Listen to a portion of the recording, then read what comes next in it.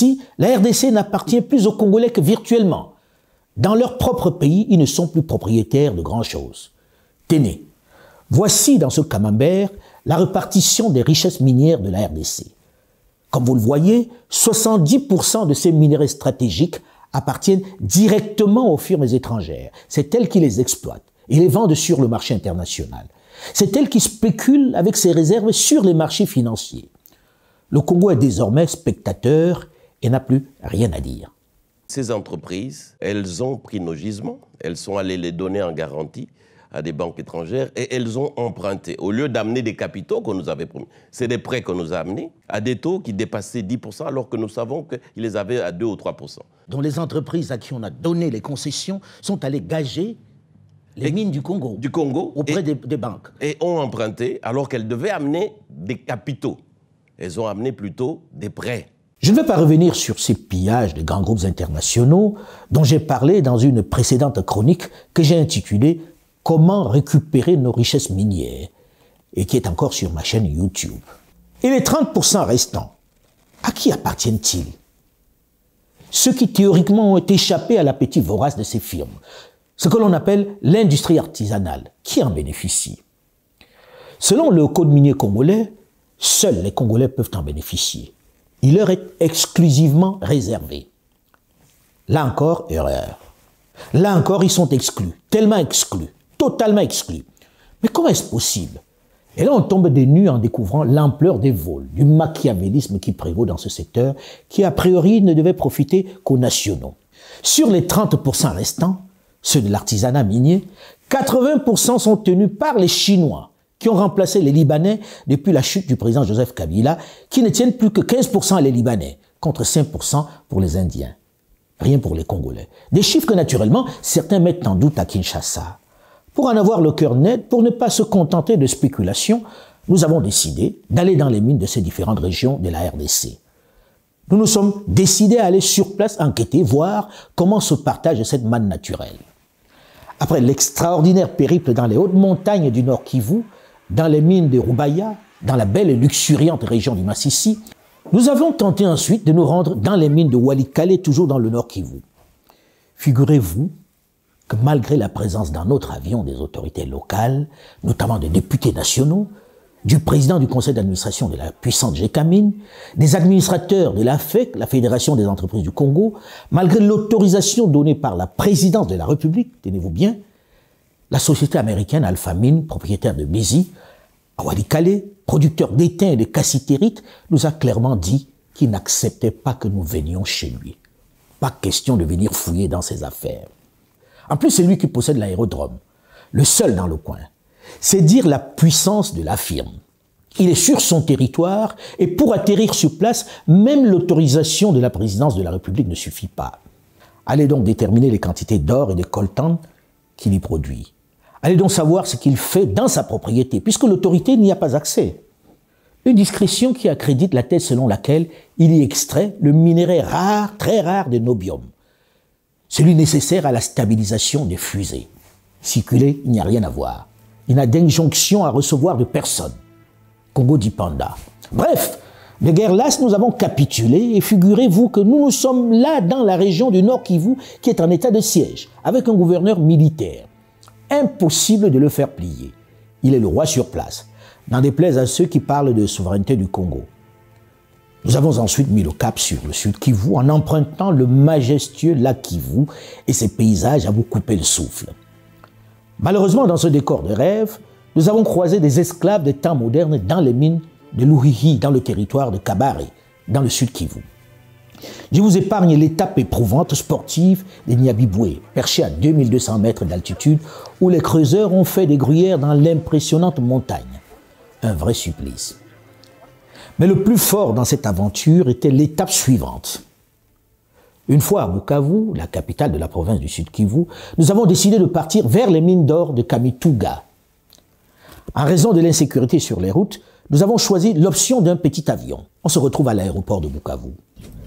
Là, nous sommes à l'aéroport de Bukavu. Pour aller sur une mine du Congo, il faut l'autorisation des Chinois. Ça veut dire que il existe un territoire chinois dans ce pays, la RDC.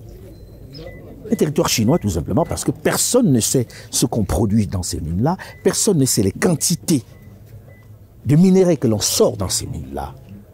Personne ne sait ce qui se passe dans ces camps-là, dans ces mines-là. Ils déclarent ce qu'ils veulent, mais c'est classé en mine artisanale. Dans les statistiques des mines que l'on présente, personne ne peut dire ce qui sort des mines chinoises.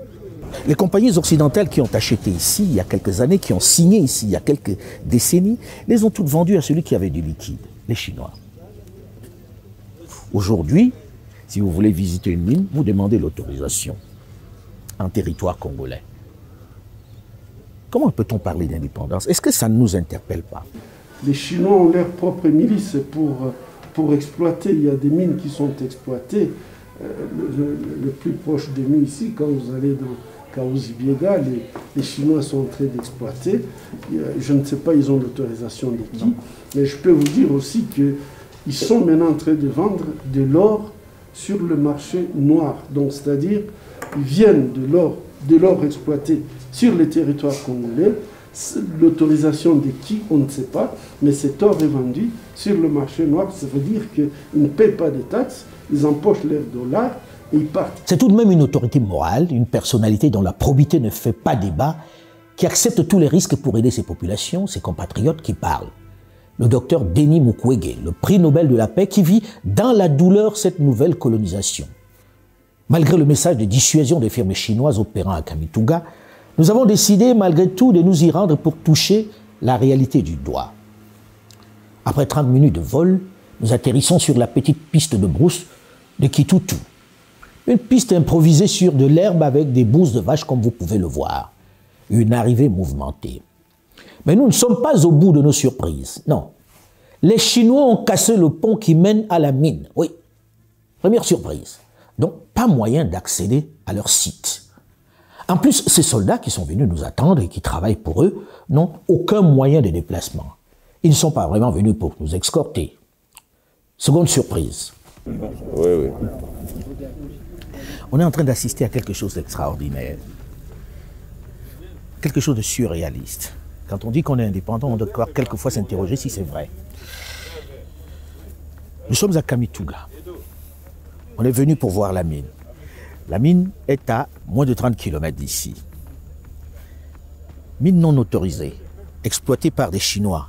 Personne ne peut mettre un nom sur la société chinoise. Par politesse, le ministre des Mines provinciales a appelé les Chinois pour leur dire « on vient chez vous aujourd'hui ». Vous savez ce qu'ils ont fait? Ils ont fermé les portes, ils sont partis. Ici, c'est le trafic d'autre chose, sauf que c'est plus soft. À vous, jeunes, de ne pas laisser faire. Ne vous laissez pas faire. Nous nous sommes laissés faire. Vous ne devez pas accepter ça. C'est inacceptable, tout simplement. Aux autorités congolaises de prendre aussi leurs responsabilités. Ça ne peut pas exister. Derrière nous, il y a un ministre des Mines provinciales qui est avec nous sur le tarmac. On ne peut pas bouger. Et ce qu'on nous proposait même, c'était d'emprunter ces motos-là qui sont conduites par qui? Par ceux qui travaillent ici pour eux. Voilà comment on arrive à avoir des ambassadeurs qui sont tués sur ce territoire. C'est clair, nous ne sommes pas désirés dans le coin. Malgré l'importance des membres de la délégation, nous sommes obligés de repartir. Surtout que les soldats qui arrivent de plus en plus nombreux et menaçants, en moto, ne nous inspirent pas vraiment confiance. Non, parce qu'ici, les bandes armées dont on parle toute l'année, qui seraient des bandes tribales, comme on dit, etc., elles sont entretenues par ces miniers-là pour les garder. C'est eux qui gardent les mines. C'est eux qui protègent ces gens-là. Alors je ne sais pas qui est le chef de bande. Je ne sais pas qui approvisionne le chef de bande, parce que c'est lui le vrai patron. On est un peu comme si on était à Medellín ici. Oui, à Medellín, le siège du trafic de drogue colombien. Il faut s'étonner quand même de la présence active et permanente des soldats des FARDC dans les sites miniers. Une pratique qui viole la réglementation congolaise et même internationale et qui risque à terme de sortir les minerais congolais du marché mondial. Il l'était déjà. Il est revenu parce qu'ils ont corrigé les choses. Enfin, on croyait. Alors, courage, fuyons. Puisque nous ne pouvons pas nous rendre sur le site, directement dans les mines, nous choisissons de survoler à très basse altitude le site pour mieux juger la situation.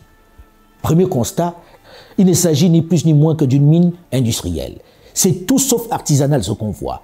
On a plutôt affaire à une exploitation semi-industrielle sauvage avec des excavatrices, des chargeuses, des bulldozers, des laveries d'or de dernière génération, des dragues qui raclent le fond des rivières et d'impressionnants camions-bennes. Second constat, jugez par vous-même la couleur de l'eau, l'étendue de la pollution de ce fleuve est lilas. Mesurez par vous-même l'étendue des dégâts sur la nature. C'est sans commentaire. On peut difficilement plus polluer une rivière qui, sachez-le, se jette plus loin dans le grand fleuve Congo. Déjà dans la région, on assiste à des maladies liées aux produits déversés dans ces rivières et fleuves où l'on extrait de l'or par ces firmes. Le mercure notamment, qui sert de solvant sélectif pour l'or. La dangerosité de ce produit n'est plus à démontrer. C'est pourquoi il est interdit pour toute exploitation industrielle en RDC comme dans le monde entier.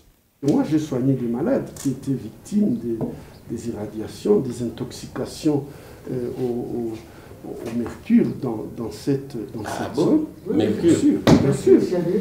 Bien sûr. Je crois que Kinshasa avait envoyé des experts de l'UNIKIN pour venir vérifier ces irradiations. Ils ont fait des expertises, mais on n'a jamais fait partir ces gens. Et moi, je me pose vraiment la question, nous, Africains, notre essence d'honneur, notre essence de dignité, où est-ce que ça se trouve? En réalité, depuis maintenant 2 ans, les firmes étrangères, notamment chinoises, installent en masse des entreprises minières dans la région du Sud Kivu et d'ailleurs dans l'ensemble des régions minières du Congo. Le Katanga, le Nord Kivu, le Lualaba, l'Ituri et autres. Au départ, la population pensait qu'elles respectaient les procédures légales. C'est progressivement qu'elles ont découvert qu'elles exploitent sans droit minier. Dans la région du Sud Kivu, il s'agit essentiellement d'ORC, de BM, de Régal, toutes chinoises. Pour les pauvres creuseurs qu'ils exploitent, qu'ils utilisent comme des esclaves, leur présence est le fait des autorités. Ils le pensent. Seulement, la technique est simple. Elles se mettent avec une petite coopérative agréée qui ne peut être détenue que par des citoyens de nationalité congolaise. C'est derrière elles que se cachent ces firmes chinoises.